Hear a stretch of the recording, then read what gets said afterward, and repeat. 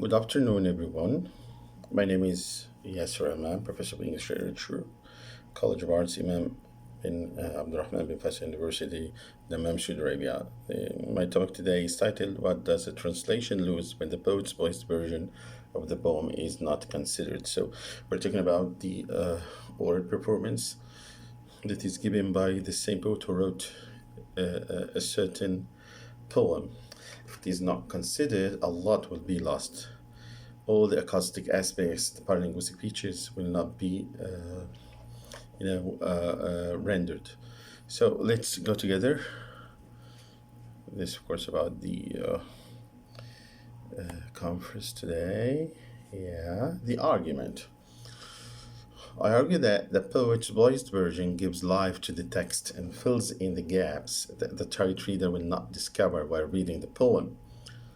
So, if a target reader reads just a script, a written translation or whatever, it will not, the feelings, uh, um, uh, the emotions that are backed in the lines will not be, easily transferred in in this written script. So the voice version is very important because throughout listening to the voice version, the translator himself, okay, can it change the version many times. This is what happened when I tried to translate this poem written by an Upper Egyptian well-known writer, Abdurrahman al-Abnudi. I tried many times you know, to listen to the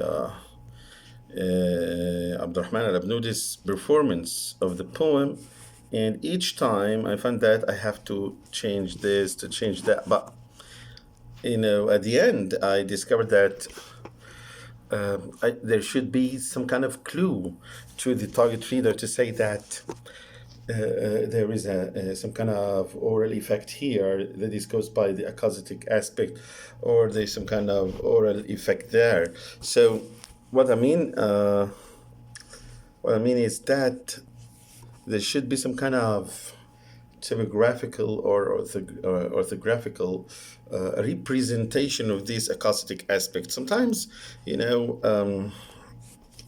works, but other times it seems difficult even to render the feelings and the all everything that is associated with the oral performance. The gap.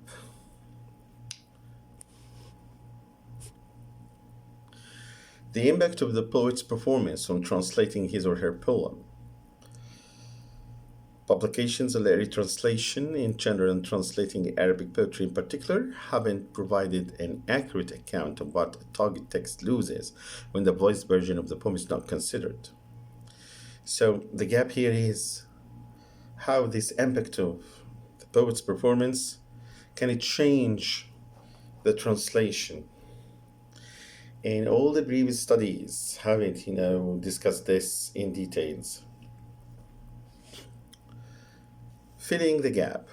This paper fills the gap by illustrating the acoustic aspects in the second version of the translation of Yamna, in light of the poet's voice version. Of course, I have version A and version B. Both are final versions, but version B is with illustrations. So I used colors in order to express these acoustic aspects, and sometimes I change it in the orthography in order to say that here is some kind of acoustic effect. When I did my review of literature, I focused on three main points: literary translation, translation of poetry in general, and in Arabic, translation of Arabic poetry in particular, in translating the voiced version. As you see here, uh, uh, we have samples of the books I've passed by and I've read in order to form an accurate idea about my subject and to pass a decision that this point hasn't been discussed before, and that the paper tries or attempts to fill this gap. Here, translating Arabic poetry, you can have a look at the references. As you see here, we don't have even one reference talking about the voiced version of an Arabic poem that is effective in its translation. And then even when we come to translating the voiced version, okay, as you see here,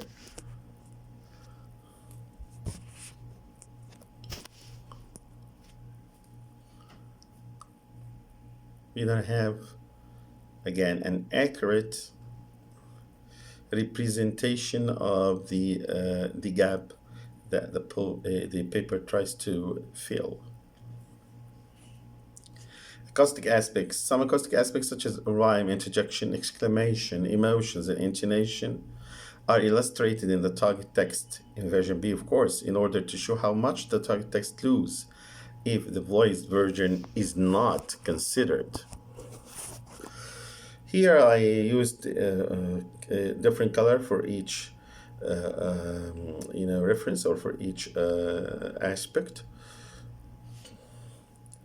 so the table can explain it better.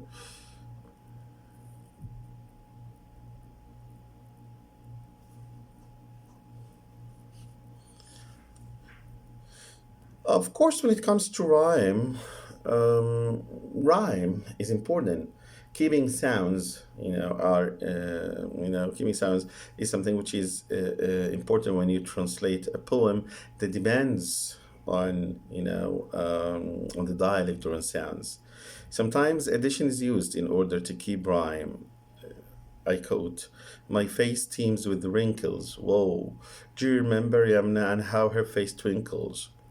The meaning is implied, and the use of the word twinkles keeps both sound and meaning. So sometimes critics say when it comes to the meaning or sound, so go with the sound and sacrifice the meaning. But here, sound and meaning are kept.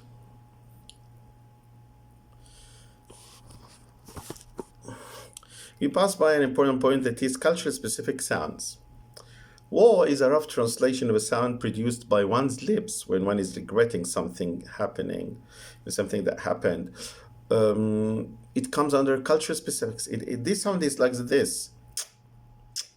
You do it with your lips. Sometimes it is sarcastic. Other times you are regretting, years that passed without doing something. Okay, this untranslatable interjection is repeated when Yamna was talking about her youth. I was and was, whoa. So I found that whoa is, the closest equivalent, we may say, that can represent this sound. But really, it is an example of cultural specifics that cannot be translated but can be appropriated. When it comes to interjection and exclamation, the opening lines shows Yamna's surprise at the passage of time that crept furtively and went unnoticed. Of course, version A here is a final version, as I told you, but I tried to make it more, expressive to the target readers. So I illustrated the words that, or the phrases that express interjection or exclamation, like this: Lu, God, and grown old, my little one, when and how. So when you, as a target reader, read this, and you have this clues, this clue in mind, or this table of colors in mind, you may, feel it better than just reading a bare, a plain script. Another example is talking about a never to be fulfilled wish. So even you're reading it, if you read it aloud, it will, it will differ. Now you know that there's some kind of feelings created by the sound. Will you come next feast? And if you do, will you visit me? And with Yamna, will you have tea? The translator here tries his best to render Yamna's wish, which is overridden by doubt. Of course, however, the oral performance given by the poet carries a long history of warm, strong family ties that cannot be realized in the text. So the main point here is that how can we make up for these losses if typography is okay, if we can use colors in order to express a certain acoustic aspect, why not?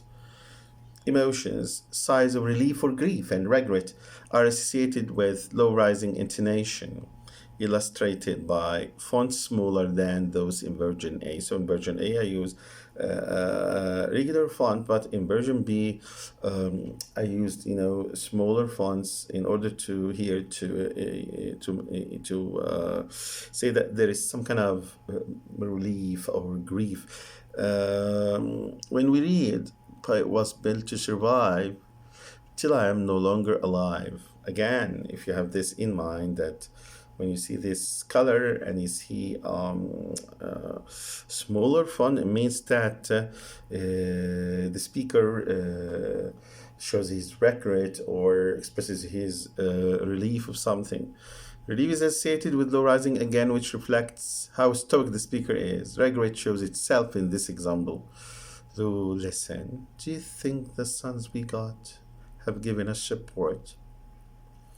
So again, the speaker regrets having sons that cannot, or who cannot help him. High rising. And in high rising, which is contrary to low rising, I use block capitals, as you see here, in order to say that there is, strong feelings. There is strong feeling in this example. You got daughters, so what have you been doing all your past life? So his aunt asking him that, why have you married such late an age, and then you got children are daughters? Good. Another example is, man likes to bride in having sons. Again, in this example, in the voiced version, the poet was so so nervous because he states a solid fact of life. When death comes, open the door wide. When it calls you, go ahead. Thus you win the ride. Life and death are not a game of calculation. No son or daughter can be a temptation. Time lies when it tells the truth. إن جالك الموت افتح له الباب وعاك تحسبها حساب. Look at this in Arabic, even if you don't know Arabic, but you can sense this kind of facing one of the solid facts in life, that death is the only reality. Everything is fake in this life. So his aunt says, إن جالك الموت افتح له الباب.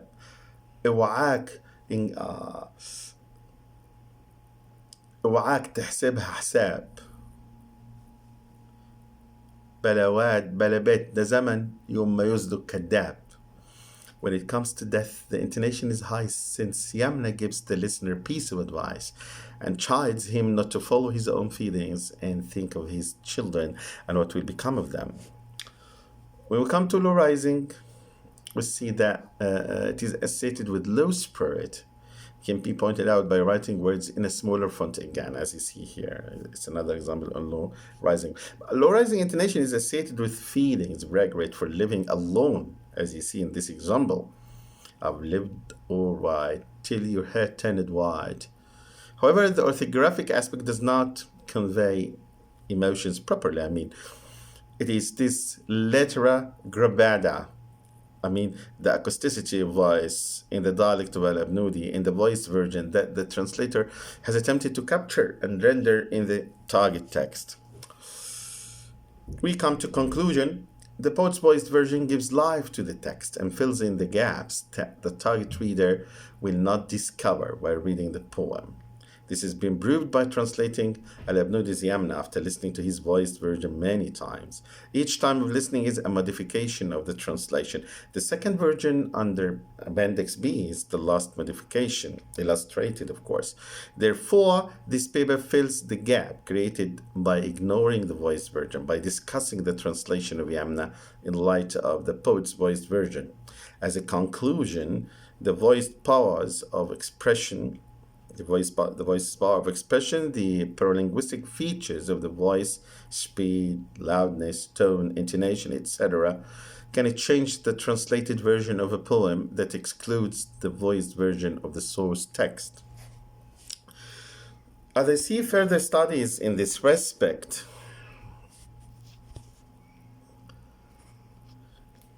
creating a voice translation in parallel to the source voiced version may be, why not?